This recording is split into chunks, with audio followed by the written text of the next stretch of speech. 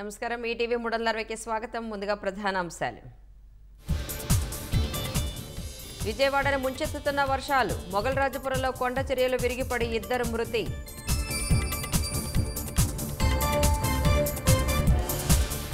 కృష్ణా ఉమ్మడి గుంటూరు జిల్లాలో భారీ వర్షాలు. రోడ్లు జలమయం, రాకపోకలకు ఇబ్బందులు.